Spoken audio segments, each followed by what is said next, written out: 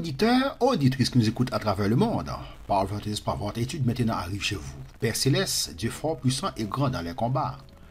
Nous te remercions, Seigneur, parce que tu nous as gardés, tu nous as protégés.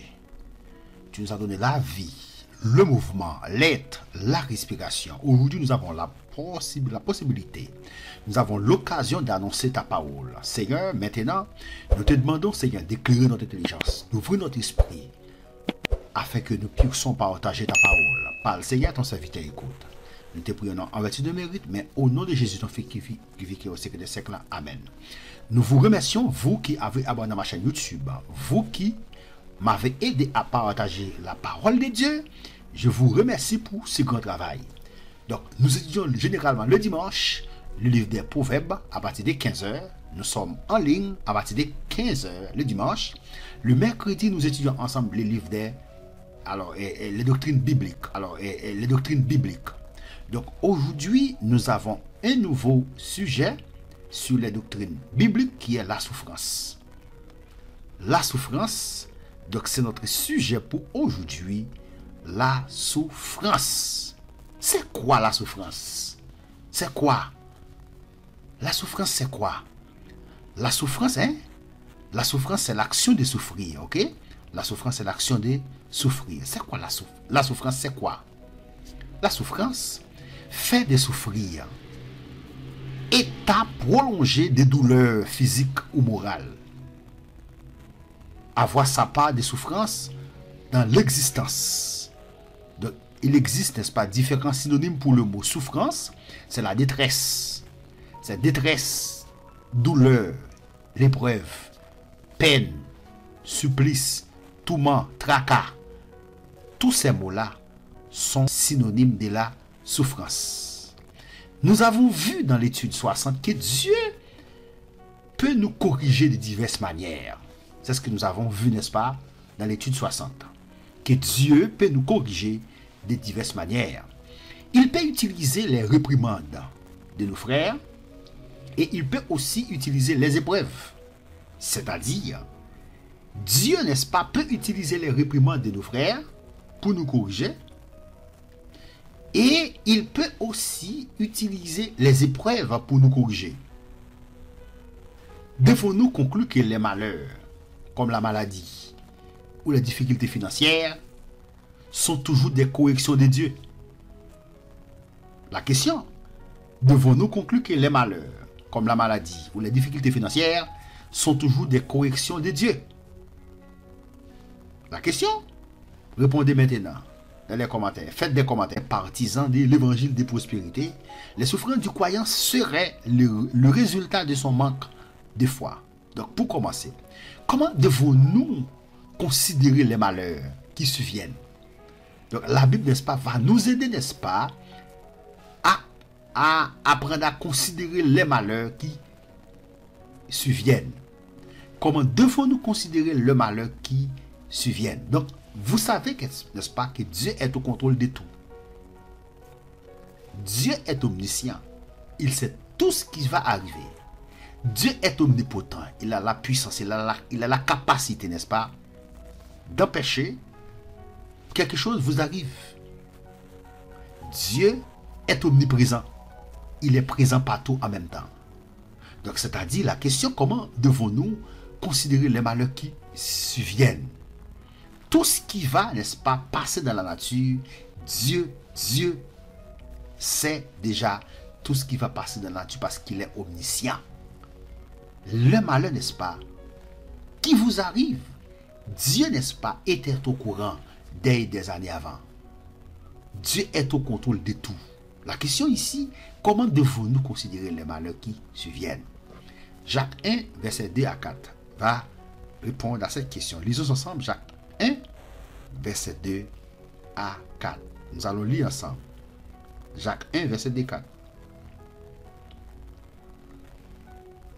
Jacques 1, verset 2 à 4. Mes frères, regardez comme un sujet de joie complète les diverses épreuves auxquelles vous pouvez être exposés. Verset 3. Sachant que l'épreuve de votre foi produit la patience. accomplisse. Il faut que la patience accomplisse parfaitement son œuvre, afin que vous soyez parfaits et accomplis sans faillir en rien. La question ici, l'auteur a dit ici, mes frères, regardez comme un sujet de joie complète les diverses épreuves. Épreuve, c'est quoi? Épreuve, c'est la souffrance. Regardez comme un sujet de joie complète les diverses épreuves auxquelles vous pouvez être exposés. Regardez comme un sujet de joie complète les diverses épreuves auxquelles vous pouvez être exposés. Regardez comme un sujet de joie. Waouh! Vous êtes en train, n'est-ce pas, de passer des difficultés, n'est-ce pas, des problèmes, des épreuves. La Bible a dit ici, regardez comme un sujet de joie. Comment devons-nous considérer les malheurs qui surviennent comme un sujet de joie? Parce que Dieu, n'est-ce pas, est omniscient. Dieu est au contrôle de tout. Tout ce qui va passer dans la nature, Dieu est au courant. Si Dieu ne veut pas que quelque chose vous arrive, n'est-ce pas, il peut, n'est-ce pas, l'empêcher. Et si quelque chose vous arrive, vous êtes dans la volonté de Dieu, Dieu est au courant, eh bien, c'est pour votre bien. 1 Pierre 1, verset 6 à 9. 1 Pierre 1, verset 6 à 9. 1 Pierre 1, verset 6 à 9. C'est là. Ce qui fait de vous, c'est là ce qui fait votre joie. Quoique maintenant, puisqu'il le faut, vous soyez attristés pour un peu de temps par diverses épreuves. Les épreuves, n'est-ce pas, viennent, n'est-ce pas, vous tracasser. Les épreuves viennent, n'est-ce pas, vous détruire. Mais le texte a dit ici, soyez, ok, il faut, puisqu'il le faut, vous soyez attristés pour un peu de temps par diverses épreuves, afin que l'épreuve de votre foi, plus précieuse que l'or périssable, qui cependant est éprouvé par le feu, ait pour résultat la louange, la gloire et l'honneur lorsque Jésus-Christ apparaîtra. Verset 8. Lui que vous aimez sans l'avoir vu, en qui vous croyez sans le voir encore, vous réjouissant d'une joie ineffable et glorieuse, parce que vous obtiendrez le salut de vos âmes pour prix de votre foi. 1 Thessaloniciens 5, verset 18.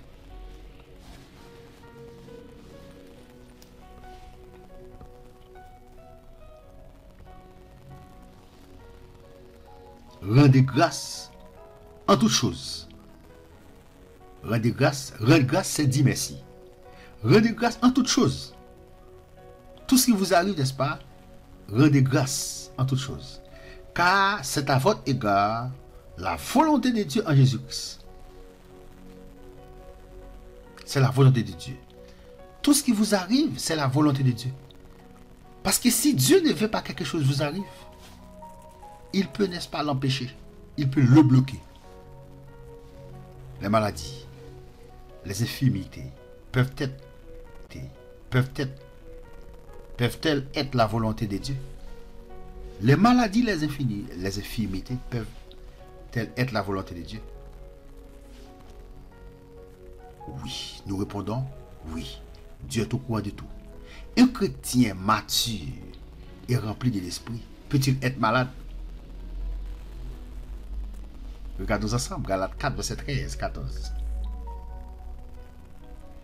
Galates 4, verset 13, 14. Vous ne m'avez fait aucun tort.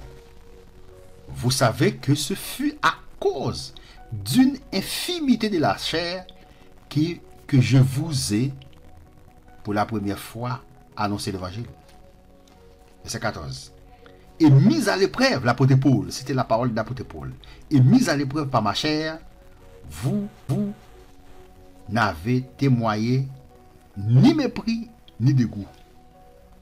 Vous m'avez au contraire reçu comme un ange de Dieu, comme un ange de Dieu, comme Jésus-Christ. C'était la parole de l'apôtre Paul. 2 Corinthiens 12, verset 7, 10.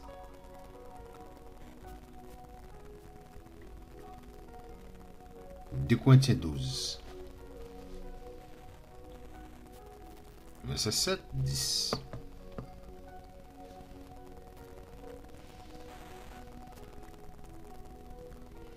Et pour que je ne sois pas enflé d'orgueil, à cause de l'excellence de ces révélations, il m'a été mis une échade de la chair, un ange de Satan pour me souffleter et m'empêcher de m'enorgueillir. 3 fois j'ai prié le Seigneur moi, et il m'a dit, ma grâce te suffit, car ma puissance s'accomplit dans la faiblesse. Je me glorifierai donc bien plus volontiers de mes faiblesses, afin que la puissance de Christ repose sur moi. C'est pourquoi je me plais dans les faiblesses, dans les outrages, dans les calamités, dans les persécutions, dans les détresses, pour Christ. Car quand je suis faible, c'est alors que je suis fort. Ça, c'était la parole de l'apôtre Paul. L'apôtre Paul, n'est-ce pas, avait en quelque sorte, n'est-ce pas, une échade dans la chair. Un problème, une maladie dans la chair. Il a prié 3 fois. Il a dit, n'est-ce pas, j'ai prié le Seigneur de l'éloigner de moi. Et il m'a dit, le Seigneur a répondu, ma grâce te suffit. Ma puissance s'accomplit dans la faiblesse.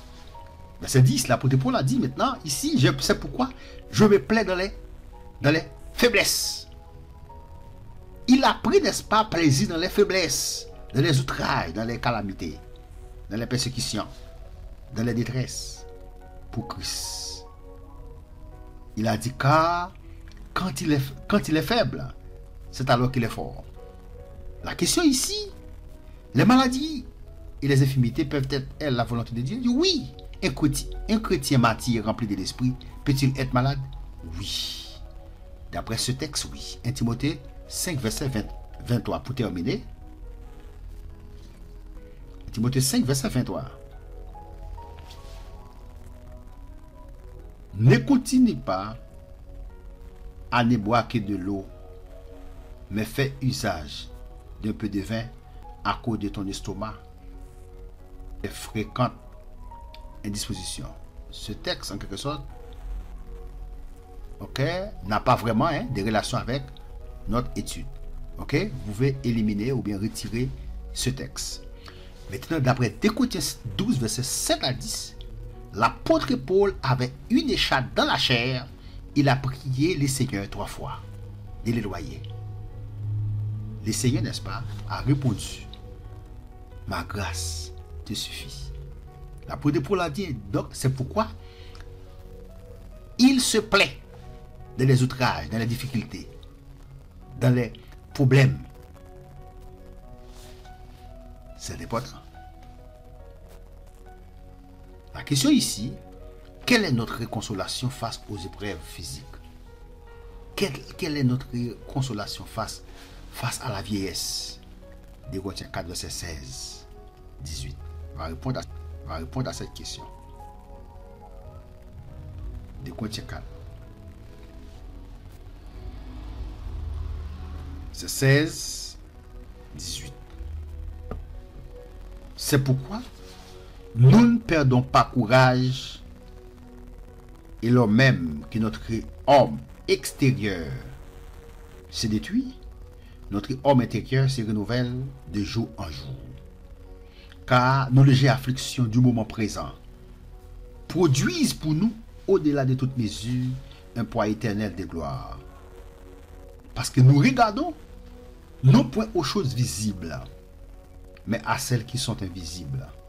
Car les choses visibles sont passagères et les invisibles sont éternelles. Quelle est notre consolation face aux épreuves physiques? Quelle est notre consolation face aux épreuves physiques? Quelle est notre consolation face aux épreuves physiques? Car nos légères afflictions du moment présent produisent pour nous au-delà de toute mesure un poids éternel de gloire, parce que nous regardons non point aux choses visibles, mais à celles qui sont invisibles. Car les choses visibles sont passagères et les invisibles sont éternelles. Romains 8, verset 28. Romains 8, verset 28.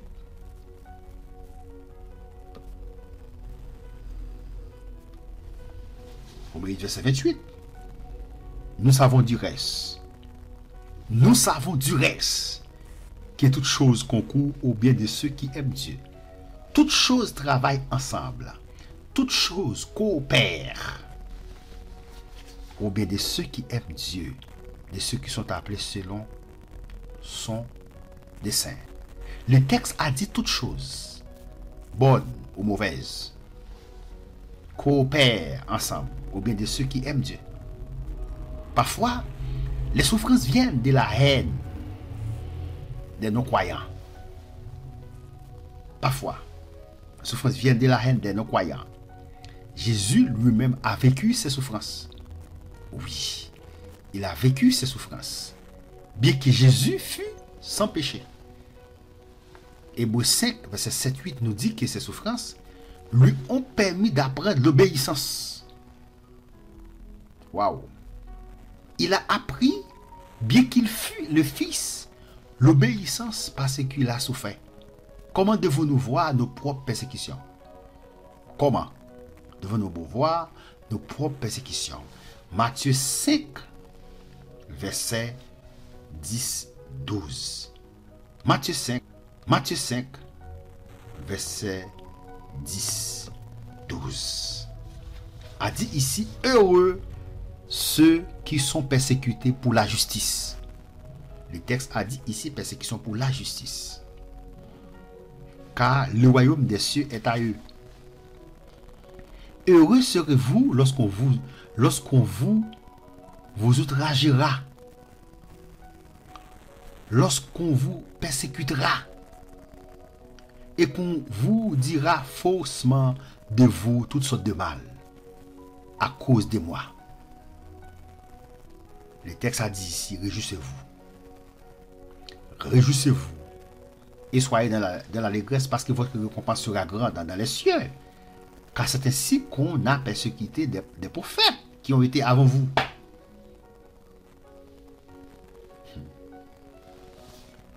Actes des Apôtres, chapitre 5, verset 40, 41.